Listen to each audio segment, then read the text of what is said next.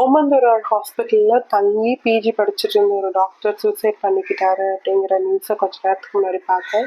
அவரோட ஃபேமிலிக்கு என்னோட டீப்பஸ்ட் காண்டலன்சஸ்.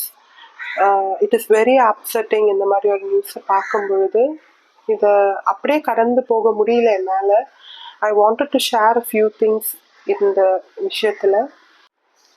மனித இனத்தினுடைய பரிணாம வளர்ச்சியில பார்த்தோம் அப்படின்னா, நம்ம உணவுக்காக வேட்டையாடிட்டோம், பாதுகாப்புக்காக குகைகள்ல தங்கிக்கிட்டோம். இப்படி இருந்த நம்ம வேட்டையாடுறதுக்கு பதிலாக விவசாயத்தையும், குகைகளுக்கு பதிலாக வீடுகளையும் கட்டி பாதுகாப்பா இருந்தோம்னா நம்ம மகிழ்ச்சியா இருக்கலாம். அப்படி அந்த மகிழ்ச்சியை நோக்கி, ஹாப்பினஸை நோக்கி தான் அந்த சிவிலைசேஷன், அந்த நாகரிகமானது தொடங்குச்சு. ஆனா இப்ப அந்த நாகரிகம் எங்க நிக்குதுன்னு பாத்தீங்கன்னா, விவசாயத்தை கூட நம்ம விட்டுட்டு ஒயிட் காலர் ஜாப்ஸ்க்கு போனாதான் அது ரொம்ப பெருமை. அந்த ஸ்டேட்டஸ் கியூவை நம்ம அதிகமா இம்பார்ட்டன்ஸ் கொடுக்குற ஒரு நிலைமையில நிக்கிறோம்.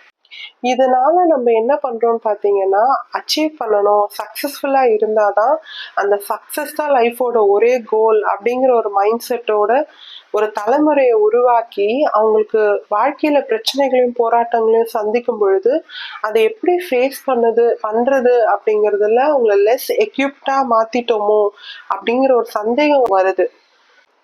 ஒரு வீட்டில் ஒரு குழந்தை நல்லா படிக்க ஆரம்பிச்சுது அப்படின்னா, அந்த குழந்தைய நம்ம ஊக்கப்படுத்துறோம், என்கரேஜ் பண்றோங்கிற பேர்ல அதிகமான ப்ரெஷர் அந்த குழந்தை மேல போடுறோம் அப்படிங்கிறத நம்ம உணராம இருக்கோம்.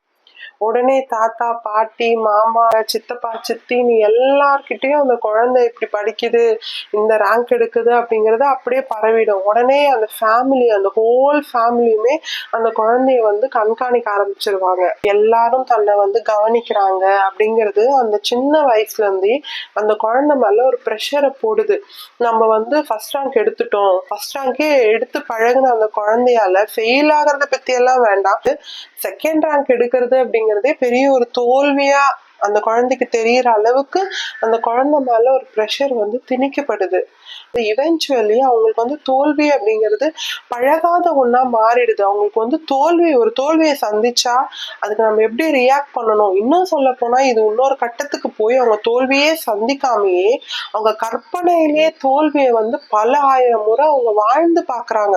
ஒருவேளை ஒரு தோல்வி ஏற்பட்டுச்சுன்னா நம்ம மத்தவங்களை எப்படி சந்திப்போம், அந்த நிலையில நம்ம எப்படி இருப்போன்றதை யோசிச்சு யோசிச்சு யோசிச்சு நடக்காத ஒரு விஷயத்த அவங்க கற்பனையிலேயே அவங்க வாழ்ந்து அந்த வலியை அனுபவிச்சு நம்ம மூளைக்கு நம்ம அதை நிஜமா அனுபவிக்கிறோமா, அதை கற்பனை பண்றோமா அப்படிங்கிற அந்த வித்தியாசம் தெரியாது. நம்ம அதை கற்பனையில அந்த விஷயத்த நினைக்கும் பொழுதே அதுக்கு தகுந்த நியூரோ டிரான்ஸ்மிட்டர்ஸை அது செக்ரேட் பண்ண ஆரம்பிச்சிடும். அப்படிதான் நிறைய படிக்கிற பிள்ளைங்க, நல்ல இன்டெலிஜென்ட்டா நல்லா இருக்கிறவங்க அதிகமான நேரங்கள்ல டிப்ரெஷன் மாதிரியான மனநோய்களுக்கு அவங்க ஆட்படுறாங்க. ஆராய்ச்சி கட்டுரையில நான் படிச்ச ஒரு விஷயம் என்னன்னா, ஒரு மனிதன் 3 கிரைட்டீரியாவை அவங்க மீட் பண்ணும்போது அவங்க சூசைட் பண்ணிக்கலாம் அப்படிங்கிற ஒரு டெசிஷனை அவங்க எடுக்கிறாங்க. என்னன்னு பாத்தீங்கன்னா, ஹோப்லெஸ், ஹெல்ப்லெஸ், ஒர்த்லெஸ். ஹோப்லெஸ்னா நம்பிக்கை இல்லாத ஒரு நிலைமை, இது மாறவே மாறாது, இது இப்படியேதான் இருக்குன்ற அந்த ஒரு நம்பிக்கை இல்லாத ஒரு சூழ்நிலை. ஹெல்ப்லெஸ்னஸ் எப்ப ஃபீல் பண்றாங்க, நம்மளுக்கு உதவி செய்ய யாருமே இல்லை அப்படிங்கிற ஒரு நிலையிலையும். 3வது ஒர்த்லெஸ், ஏன்னா எதுக்குமே தகுதி இல்லை, வாழறதுக்கு தகுதி இல்லை அப்படிங்கிற ஒரு முடிவையும் அவங்க எடுக்கும் பொழுதுதான் அவங்க சூசைட் அப்படிங்கிற ஒரு தாட்டுக்குள்ள போறாங்க. நம்ம வாழறதுடைய அல்டிமேட் கோல் என்னன்னு பாத்தீங்கன்னா, நம்ம ஹாப்பியா இருக்கணும். நம்ம ஹாப்பியா இருக்கிறதுக்காக தான் நம்ம எல்லாத்தையுமே செய்யறோம்.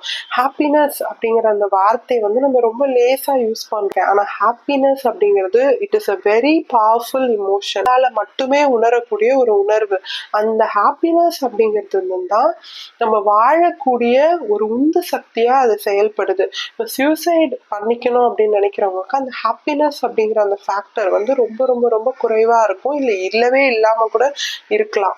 இதை பார்த்துட்டு இருக்க நீங்க ஒருவேளை if you're someone உங்களுக்கு ஒரு சூசைடல் ஐடியேஷன் இருக்குன்ற பட்சத்துல all I want to tell you is one thing, இதுவும் கடந்து போகும். எப்பவுமே சூசைடல் தாட்ஸ் வரும்போது போஸ்ட்போன் இட். ஒரு ப்ரொஃபஷனல் ஹெல்ப்பை கண்டிப்பா நம்ம தேடணும். ஆர் அப்படி அது விருப்பம் இல்லாதவங்க you can talk to someone who is very close to you.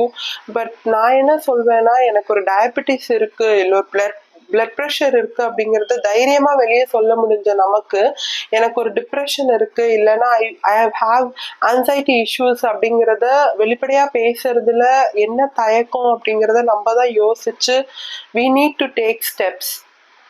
அதே மாதிரி எனக்கு ரொம்ப ரொம்ப பிடிச்ச ஒரு விஷயம் என்னன்னு பார்த்தீங்கன்னா, ஒரு ஹோப் புக் இல்லைன்னா ஒரு கிரைசிஸ் பாக்ஸ்ன்னு ஒரு விஷயத்த நாங்கள் சொல்லுவோம். அப்படின்னா என்னன்னா, ஒரு சின்ன ஒரு பாக்ஸ் வச்சுக்கோங்க.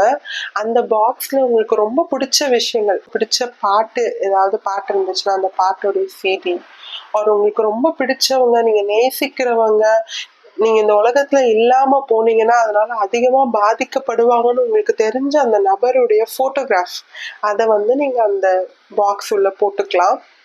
உங்களுக்கு பிடிச்ச சாக்லேட் அதை அதுக்குள்ள வச்சுக்கலாம், ஏதோ ஒண்ணு.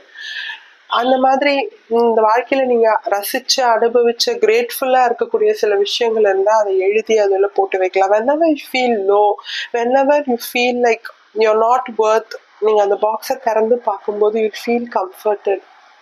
நான் கடைசியா சொல்ல விரும்புற ஒரு விஷயம் என்னன்னா, you are a special person. நீங்க நினைக்கலாம் நான் இருக்கிறதும் இல்லாததும் இந்த உலகத்துல எதை மாற்ற போறதுன்னு. இந்த உலகத்துல எதையும் மாற்றாம இருக்கலாம், ஆனா நீங்களே உலகம்னு நினைக்கிற உங்களுடைய லவ் ஒன்ஸோட லைஃப்ல நீங்க ரொம்ப ஒரு இம்பார்ட்டண்ட்டான பார்ட் அப்படிங்கிறத நீங்க மறந்துடாதீங்க.